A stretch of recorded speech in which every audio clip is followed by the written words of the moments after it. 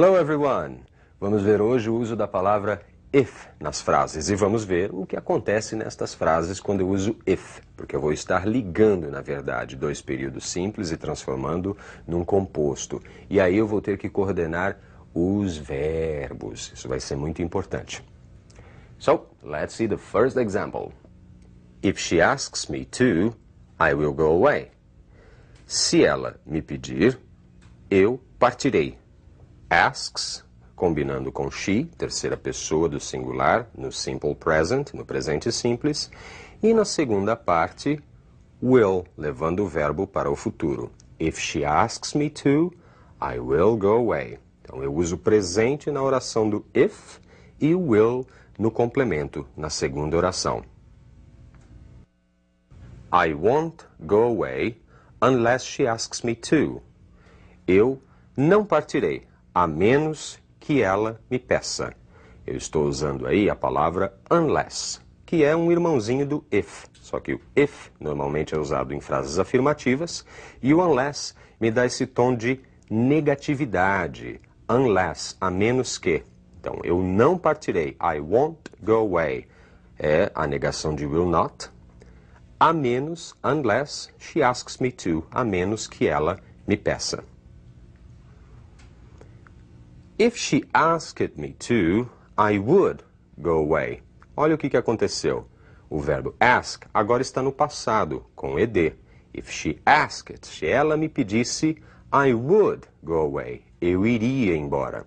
Então, quando a frase do if estiver no passado, asked, a outra vai usar não mais will, e sim would. I wouldn't go away unless she asked me to. O mesmo ocorrendo com unless. Eu não partiria a menos que ela me pedisse. Wouldn't é a negativa de would, mais o verbo ask no passado. Would mais o passado de ask. E agora mais um exemplo com if. If she had asked me to, I would have gone away. Se ela tivesse me pedido, eu teria partido, eu teria ido embora. Eu tenho junto do if a frase em que tempo? No past perfect. O had mais o particípio passado do verbo ask. Então, if she had asked me to, I would have gone. Se ela tivesse me pedido, had asked, I would have gone. Então, eu aí uso o would mais o have e o gone, que é o particípio passado do verbo go. I wouldn't have gone away unless she had asked me to. Eu não teria partido a menos que ela tivesse me pedido. I wouldn't have gone away. Eu não teria partido unless, a menos que she had asked me to. A menos que ela tivesse me pedido. Mesmo caso, would have, combinando com particípio. Had asked é o past perfect. Viram só? Eu combino presente com will, combino passado com would e combino o particípio passado, had mais o particípio passado do verbo, com would have. Para que fique bem claro, olha o esqueminha. Presente junto do will, passado junto do would e o past perfect junto do would have. Vemos então como é que é combinado. Você usa sempre o will mais o presente, would mais o passado e o would have mais o had e o particípio passado do verbo, que é o past perfect. É assim que funciona no if clauses, nas frases com if, ou então com unless, para dar essa ideia de condição, aí ditada pelo if, se e unless, a menos que. Now let's see some more examples, all right?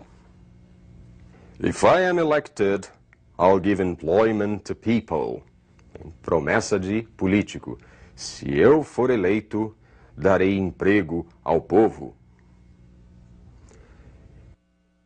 If I am re-elected, I'll finish the work I started 4 years ago.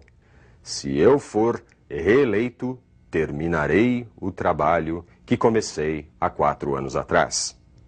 Vocês viram que ali, na verdade, eu estava usando o presente. Apesar do elected ter um ed, I am era o presente. If I am elected, ali estava funcionando como eleito. Se eu for eleito. I am elected. If I am elected, I will. Presente com will. E o outro, if I am re-elected, tinha de novo am. If I am, presente. Re-elected, I will. Perfeito? Let's see more examples. What is the distance between São Paulo and Tokyo? Qual é a distância entre São Paulo e Tóquio? If I knew the answer, I would tell you. Se eu soubesse a resposta, eu te diria. If I knew the answer, I would tell you. Se eu soubesse, if I knew, I would tell you. Passado com would. Mais uma coordenação. Let's see one more. I forgot to tell Lucy about the party.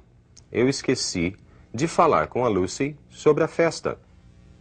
If I had known that before, I would have reminded you. Então, se eu tivesse sabido disso antes, eu teria lembrado você. If I had known é o past perfect. Portanto, a seguinte frase, I would have reminded. Eu teria lembrado você. What would you do if you found a lot of money on the street? What would you do if you found a lot of money on the street? Então, o que você faria se encontrasse, se achasse um monte de dinheiro na rua? I would keep it, unless I found the owner. Eu seguraria esse dinheiro, ficaria com ele, a menos que encontrasse o dono. Eu ficaria com o dinheiro, a menos que achasse o dono. O uso de unless. Olha aí o médico dando conselho.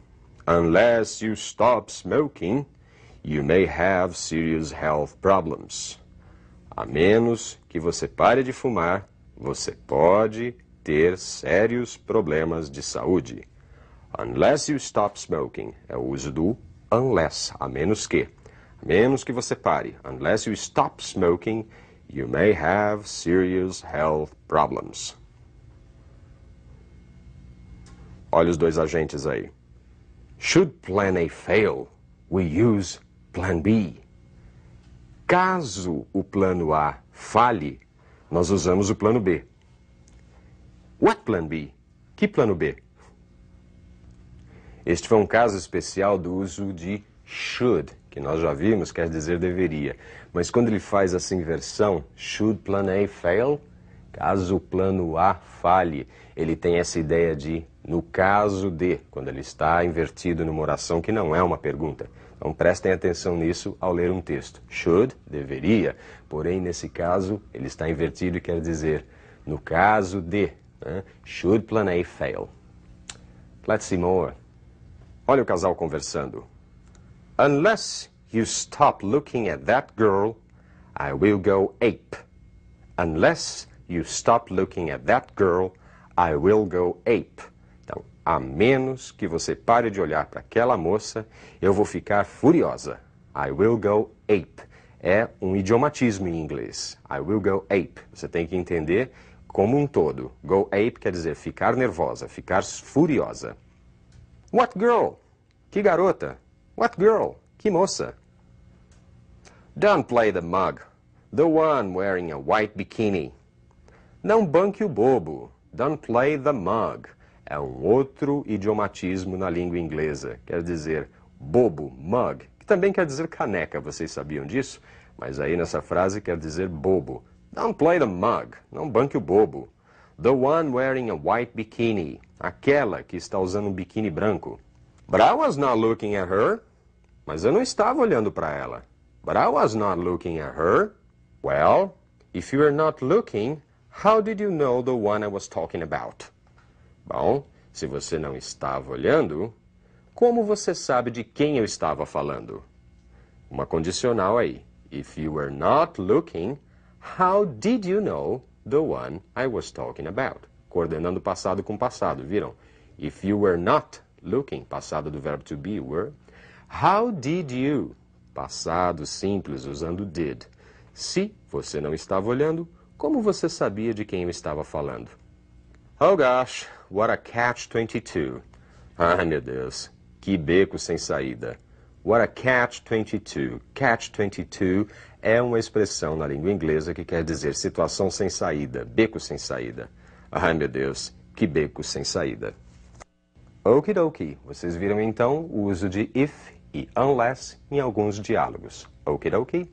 Agora nós vamos ver um pequeno texto. Lembrem-se, prestem atenção para tentar tirar dali algum sentido. Eu não vou traduzir, mas vê se você vai se acostumando aos poucos com os textos em inglês. I'm driving him mad. I'm a mature 25-year-old with a good job and a stable home life. My mom and dad are easygoing and always allow me to do my own stuff.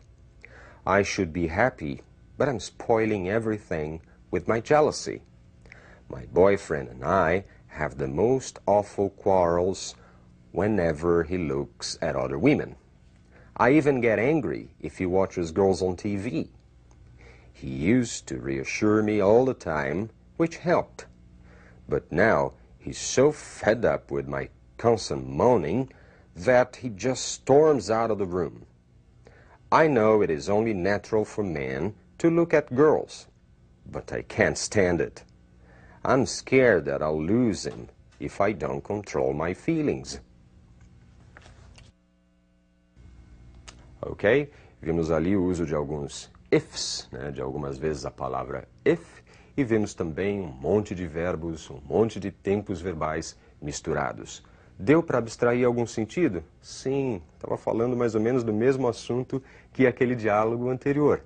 Era uma discussão entre um casal e a moça, aí no caso, está fazendo um depoimento do que ela pensa, o que ela acha. Agora, é importante que você sempre tome nota de palavras que você não conhece. Portanto, nós vamos ler o texto mais uma vez, para que você aprenda um pouco mais de vocabulário. Tome nota aí de algumas palavras e deixa a preguiça de lado e vai dar uma olhadinha no dicionário, ok? So, let's see it once again. I'm driving him mad. I am a mature 25-year-old with a good job and a stable home life. My mom and dad are easygoing and always allow me to do my own stuff. I should be happy, but I'm spoiling everything with my jealousy. My boyfriend and I have the most awful quarrels whenever he looks at other women. I even get angry if he watches girls on TV. He used to reassure me all the time, which helped. But now he's so fed up with my constant moaning that he just storms out of the room. I know it's only natural for men to look at girls, but I can't stand it. I'm scared that I'll lose him if I don't control my feelings. Portanto, agora, depois de ver essas palavras uma segunda vez, depois de ver esse texto uma segunda vez, acho que você já conseguiu entender melhor. E aquelas palavrinhas que você tomou nota, põe lá bonitinho no caderno e vai anotando, vai dar uma olhadinha no dicionário, vê o que essas palavras podem querer dizer, podem significar. E faça isso com textos também. Esse uso constante do dicionário que você vai fazendo vai permitindo que você incorpore essas palavras na sua memória, aquelas que ainda você não conseguiu incorporar. Portanto, como eu sempre digo, study hard. See you. Bye-bye.